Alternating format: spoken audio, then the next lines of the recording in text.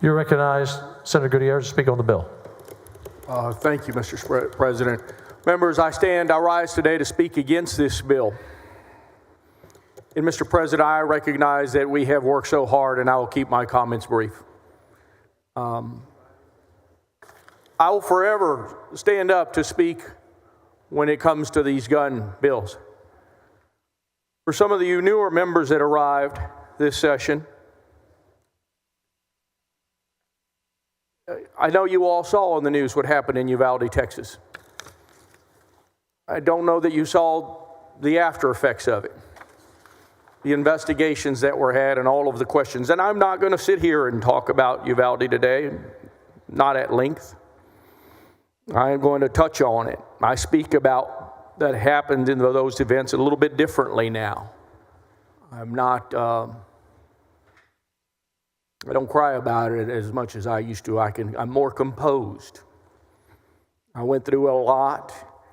And for those families that lost their children, they will forever, ever, forever feel the pain of what happened that day. And they'll never get over what happened. And all that they have to get used to is a duller sense of pain.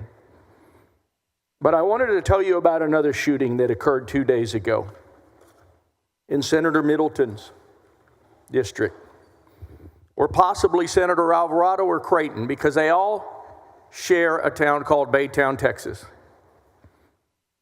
A young little girl, we haven't talked about this in 3 days since it happened. Anaya Zachary, African-American girl, 14 years old, from Louisiana, I'm sorry. Her mom sent her to Texas because it was safer. Anaya was on the school bus. She got in a fight with a little boy. They each went to their respective apartments. They lived in the same neighborhood. Little boy got dressed all in black, put on a mask, went over to her apartment, yelled outside her window, "Anaya, come out, come out." 4 times he called for her. Anaya told her auntie, "Auntie, I'm going to go outside." That little 13-year-old boy shoots Anaya 4 times. Anaya is no longer with us. She's gone. She's dead. Imagine that. They sent her body in a body bag yesterday back to Louisiana. Her mother in Louisiana made the decision to send her to Texas because she thought Texas would be a safer place and a safer community for her kid. That was not the case for young Anaya. I'm going to tell you about another little girl named Layla Salazar. In Uvalde, we call her Layla Legend. She was an amazing little girl. If you look at her Facebook, you see her dancing, and you see all of the joy of what is a young child in the spring of life, ready to take on the world. Layla was another little girl whose parents moved from South Chicago. They have a lot of killings and a lot of shootings. They moved down to Uvalde, Texas, because they said, surely we will be safe here.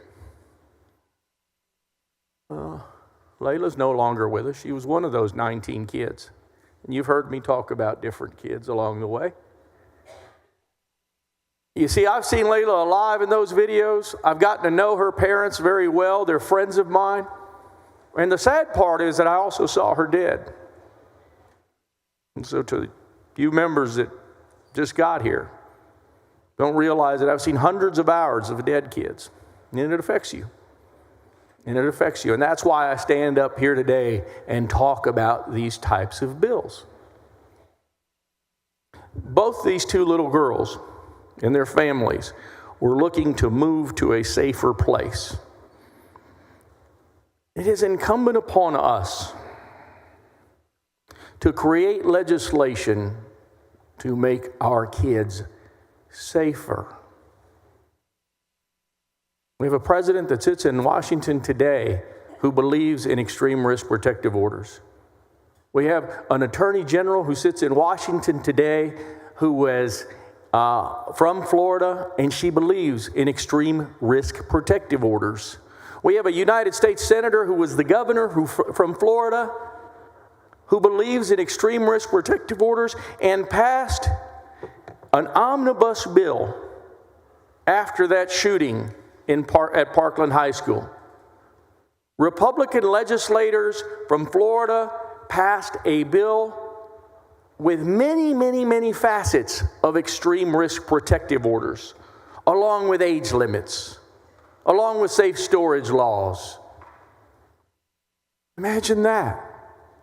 Not only are they still in office, those members, many of them, one's the Attorney General of the United States. One of them is a United States Senator. Their constituents didn't say to them, "Oh my God, you passed that horrible extreme risk protective order law." Every sheriff in Florida enjoys the fact that they have a tool in their toolbox that when a kid makes a threat or someone makes a threat, they can create a due process procedure through extreme risk protective orders to take those guns, take that kid before a judge, take that adult before a judge that's making threats, and be able to get some kind of relief for some time. Senator Hughes is probably one of the smartest people I know. I've never told him that. Debating Senator Hughes is like, when I was a kid, there was a show called Laverne and Shirley. And Laverne is on this slippery, slick pole, and she just couldn't get up the pole. That's what it's like debating Senator Hughes. You don't really get anywhere. You can't get a leg up. He's that brilliant and he's that good. But we're here today creating a bill against something that doesn't even exist in Texas. I can't imagine what the Republican primary is like for Senator Hughes. Not only was I amazing on the Second Amendment for you, but I stopped even anybody from talking about the idea of safeguarding our children. And so, Senator Hughes, when I bring up these things like I did yesterday and today, and other bills that are come before us here real soon, I simply ask that you recognize that we collectively, not pointing the finger at you, but we collectively are responsible for our constituents, and we collectively, after El Paso, after Sutherland Springs, after the shooting in Senator Paxton's district at the mall, after the shooting up in Houston, after the shooting that happened in Midland, Odessa,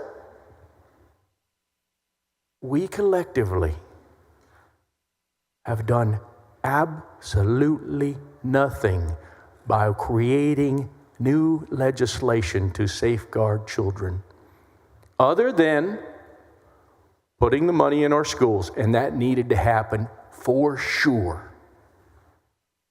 But members, we can do common sense gun safety solution like safe storage laws, like raising age limits, like extreme risk protective orders.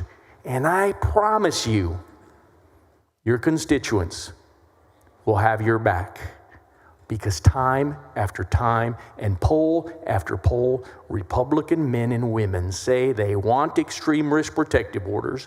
They don't want a child to have an AR-15. They don't want to have children have unfettered access to guns in houses.